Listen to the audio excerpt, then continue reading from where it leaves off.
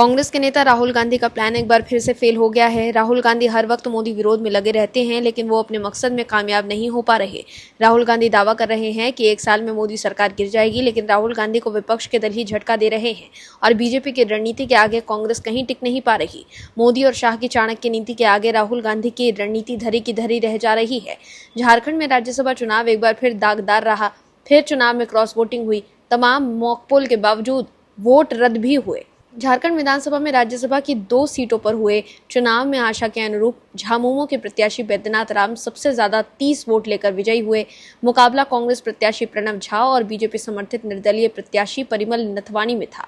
इसमें परिमल कांग्रेस प्रत्याशी पर भारी पड़े। उन्होंने 28 वैध मत लाकर कांग्रेस प्रत्याशी प्रणव झा को बुरी तरह पछाड़ दिया। दूसरी तरफ प्रणव को 20 वोट मिले। बीजेपी विधायकों के 2 वोट रद्द होने के बाद भी परिमल को 28 वोट मिले, तो इसका मतलब साफ है कि वो गठबंधन के 6 विधायकों को अपने पाले में लाने में सफल रहे। इस नतीजे का असर सत्तारूढ़ गठबंधन की सेहत पर भी पड़ सकता है। क्या है पूरी खबर, बताते हैं आपको इस रिपोर्ट में। दर्शकों, झारखंड राज्यसभा चुनाव के नतीजों के बाद महागठबंधन के सहयोगी दलों के बीच बयानबाजी तेज हो गई है। कांग्रेस द्वारा आरजेडी और वाम दलों पर क्रॉस वोटिंग का आरोप लगाए जाने के बाद लालू प्रसाद यादव की आरजेडी ने तीखा पलटवार किया है। आरजेडी ने कांग्रेस को आत्ममंथन की सलाह देते हुए कह दिया कि अपनी राजनीतिक विफलताओं का ठीकरा सहयोगी दलों पर फोड़ना उचित नहीं है।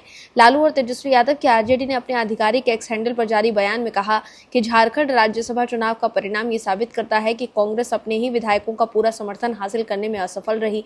आरजेडी ने आरोप लगाया कि बिना तथ्यों के सहयोगी दलों पर सवाल उठाने के बजाय कांग्रेस को पहले अपने संगठन और विधायकों के बीच समन्वय स्थिति का आकलन करना चाहिए। आरजेडी ने कांग्रेस को हरियाणा, ओडिशा और बिहार के राज्यसभा चुनावों की याद दिलाते हुए कहा कि मार्च में हुए द्विवार्षिक राज्यसभा चुनावों के दौरान कांग्रेस के कई विधायकों ने बीजेपी के पक्ष में क्रॉस वोटिंग की थी या मतदान से दूरी बनाई थी।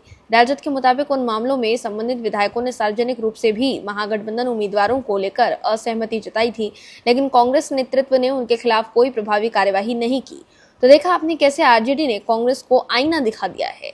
दर्शकों, राहुल गांधी उस राज्य में कांग्रेस को एक राज्यसभा सीट नहीं जितवा पा रहे हैं जिस राज्य में विपक्षी इंडी गठबंधन की सरकार है। तो राहुल गांधी कांग्रेस को केंद्र की सत्ता में वापसी कैसे करवा पाएंगे? कैसे राहुल गांधी ये सपना देख सकते हैं कि 1 साल में मोदी सरकार गिर जाएगी, जबकि यहाँ तो विपक्ष ही कमजोर हो रहा है और एनडीए लगातार मजबूत हो रहा है। दर्शकों, देश की सियासत में लगातार बदल रहे समीकरणों के बीच अब तो राज्यसभा में भी सत्ता पक्ष का पलड़ा और भारी होता जा रहा है। ताजा राज्यसभा चुनाव, झारखंड में क्रॉस वोटिंग, आम आदमी पार्टी और टीएमसी में सियासी उथल-पुथल के बाद बीजेपी के नेतृत्व वाले एनडीए ने उच्च सदन में अपनी स्थिति और मजबूती कर ली है। 26 सीटों पर हुए चुनाव में 19 सीटें जीतकर एनडीए की संख्या 150 तक पहुंच गई है और अब वो 2/3 बहुमत के आंकड़े से महज 13 सीट दूर रह गई है। आपको बता दें कि राज्यसभा के ताजा चुनावी नतीजों ने संसद के उच्च सदन में एनडीए की स्थिति को और मजबूत कर दिया है। 26 सीटों पर हुए चुनाव में एनडीए ने 19 सीटों पर जीत दर्ज कर अपनी कुल संख्या 150 तक पहुंचा दी है।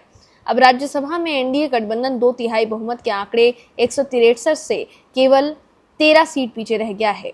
वहीं कांग्रेस के नेतृत्व वाले इंडी गठबंधन को 6 सीटें मिली, जबकि मिजोरम की जोरम पीपल्स मूवमेंट ने पहली बार राज्यसभा में अपना प्रतिनिधित्व सुनिश्चित किया। न्यूज एजेंसी पीटीआई के सूत्रों के मुताबिक टीएमसी के 3 राज्यसभा सांसदों के इस्तीफे और पार्टी में बड़े राजनीतिक संकट के बाद पश्चिम बंगाल में होने वाले उपचुनाव एनडीए के लिए नई संभावनाएं लेकर आए हैं। अगर एनडीए तीनों सीटें जीतने में सफल रहता है तो उसकी संख्या 150 से बढ़कर 153 हो जाएगी और वो 2/3 बहुमत से केवल 10 सीट दूर रह जाएगा। विपक्ष को लगे इस झटके के बाद राज्यसभा में इंडी गठबंधन की प्रभावी संख्या घटकर करीब 64 सांसद रह गई है। ऐसे में साफ है कि एक तरफ विपक्ष लगातार कमजोर हो रहा है तो वहीं एनडीए मजबूत हो रहा है। ऐसे में राहुल गांधी मोदी सरकार के गिर जाने का सपना कैसे देख सकते हैं? Bureau report, OMH news. आप दर्शकों से विनम्र निवेदन है कि चैनल को सब्सक्राइब जरूर करें